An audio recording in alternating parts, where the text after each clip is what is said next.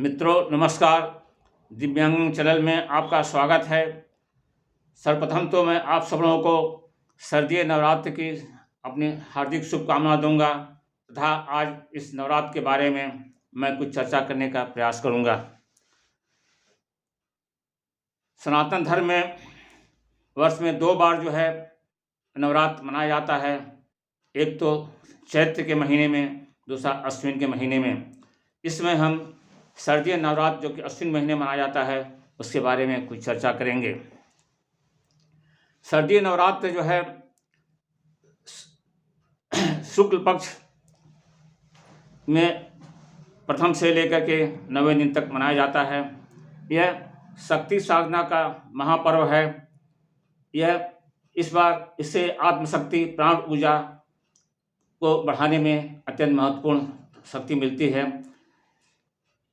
इन अवसरों पर हम की गई साधना कई गुना लाभकारी होती है।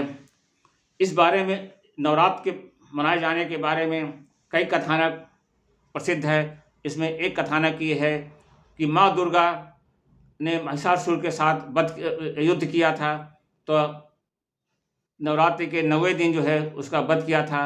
इसलिए उसको जो है इस समय इसको देवी माता को महिषासुर मर्दिनी के नाम से भी जाना जाता है। हमारी चेतना के अंदर सतोगुण, रजोगुण और तमोगुण तीनों प्रकार के गुण व्याप्त हैं। प्रकृति के साथ इसी चेतना के उत्सव को नवरात्रि कहते हैं। नवरात्रि में लोग अपनी आध्यात्मिक और मानसिक शक्तियों के संचय के लिए अनेक प्रकार के व्रत, संयम, नियम, तप, जप, भजन, पूजन, योग इत्यादि साधना करते हैं। अपने भीतर की ऊर्जा जगाते हैं। नवरात्रि का मुख्य भोजन होता है। माँ दुर्गा जो है सूर्य भगवान की शाश्वती शक्ति है और शक्ति के रूप में जो है हमेशा हमारे अंदर रहती हैं। माँ दुर्गा की साधना का उपासना अपने 9 रूपों में हम भक्तों के कल्याण करके तथा उनके संकट को हर लेते हैं। इसमें कुछ लोगों का मत है कि 9 दुर्गा के जो रूप है वो प्राकृतिक में जो औषधि के रूप में है। जो विभिन्न लोगों का भिन्न मत है। मैं यहाँ पर जो है माँ दुर्गा के 9 रूपों का जो है एक नारी के रूप में जो है आपको बताने का प्रयास करूँगा। नारी के रूप में जो है प्रथम जो है शैलपुत्री जो है के रूप में जो है जो कि शैलपुत्री के रूप में है।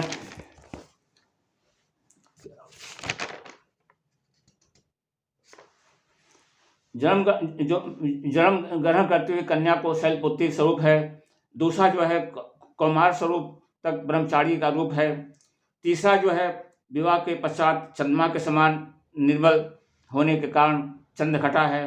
चौथा जो है नए जीव को जन्म देने के लिए गर्भ धारण करने पर यह कुष्मांडा के स्वरूप हो जाती है। पांचवा संतान को जन्म देने के बाद वही स्त्री स्कंद माता कहलाती है।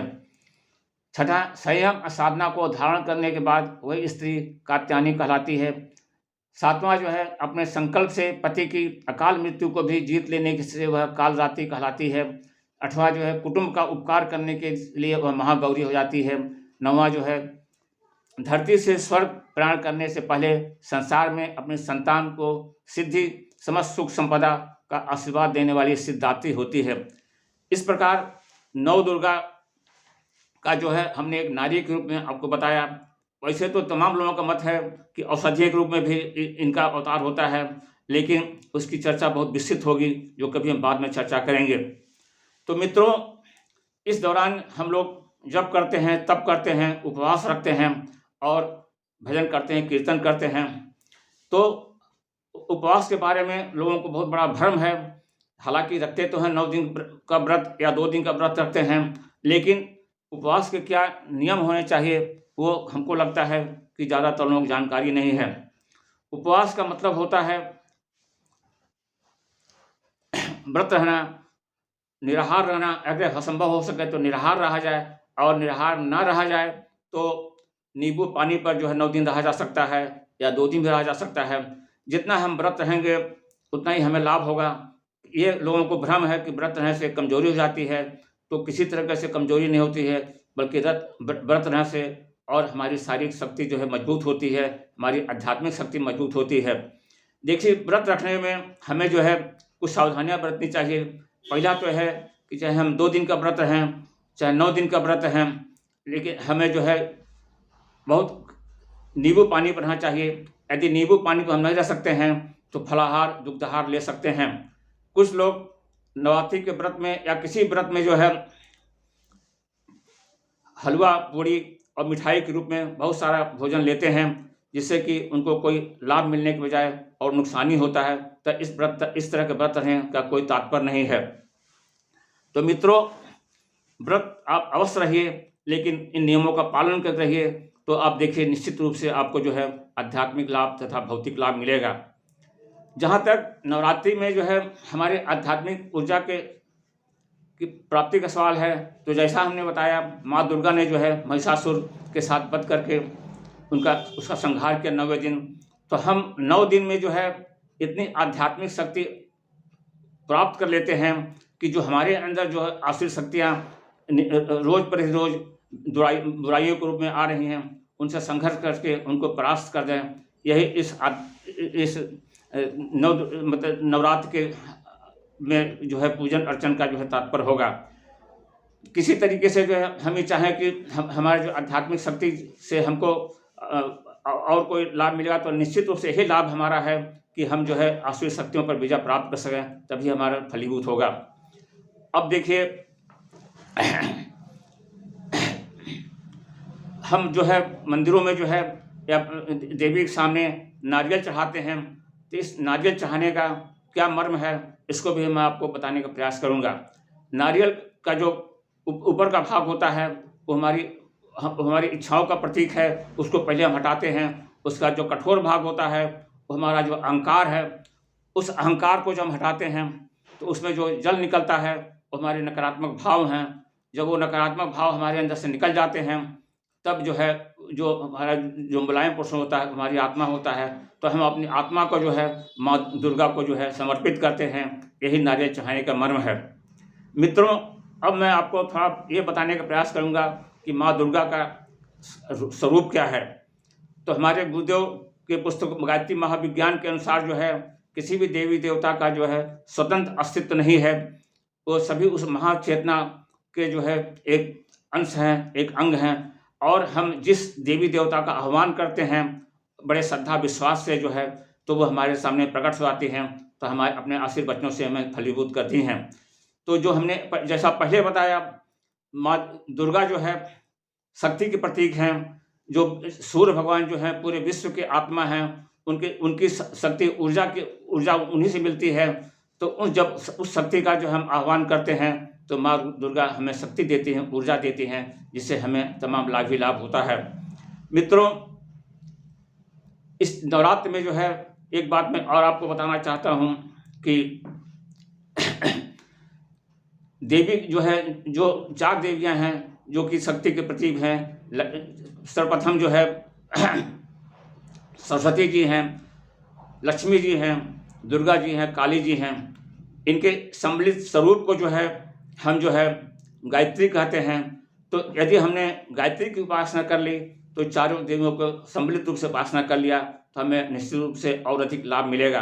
तो नवरात्र के समय गायत्री के उपासक जो है 30 माला या उससे अधिक माला का उपासना करते हैं, तथा और लोग जो है दुर्गा सप्तशती की पाठ करते हैं। दुर्गा सप्तशती का जहाँ तक मैं समझता हूँ, दुर्गा सप्तशती के पाठ से जो है जो दुर्गा माँ जो महामाया हैं, जो अपने माया में हम लोग को जकड़ रखी हैं, तो दुर्गा सप्तशती के पाठ से जो है हमको निश्चित रूप से उस माया से के बंधन से थोड़ी बहुत मुक्ति मिल जाती है। यदि हम बड़े श्रद्धा और विश्वास के साथ दुर्गा सप्तशती का या गायत्री मंत्र का जप करते हैं तो निश्चित रूप से हमें बहुत ही आध्यात्मिक लाभ मिलता है, और इस लाभ को जो है हमको निश्चित रूप से लेना चाहिए। तो मित्रों, मेरा बताने का आशा ये था कि आप जो भी कार्य नवरात्र में करें या पूरे वर्ष भर करें, तो उसको बड़े श्रद्धा एवं विश्वास के साथ करें। अगर श्रद्धा नहीं है, अगर विश्वास नहीं है, तो किसी तरह का पूजा पाठ, किसी तरह का भजन कीर्तन जो है एक मात्र दिखावा होगा, कर्मकांड होगा, जिससे हमें कोई लाभ नहीं मिलेगा। मित्रों, माँ दुर्गा का इस समय नवरात्र में जो है पूरे भारतवर्ष में जो है देवी प्रतिमाओं के रूप में जो है पूजन अर्चन किया जाता है। ये बहुत अच्छी बात है कि हम माँ दुर्गा का जो है प्रतिमाओं के माध्यम से पूजन करें, क्योंकि प्रतिमा ही हमारे लिए एक माध्यम है, एक प्रतीक है।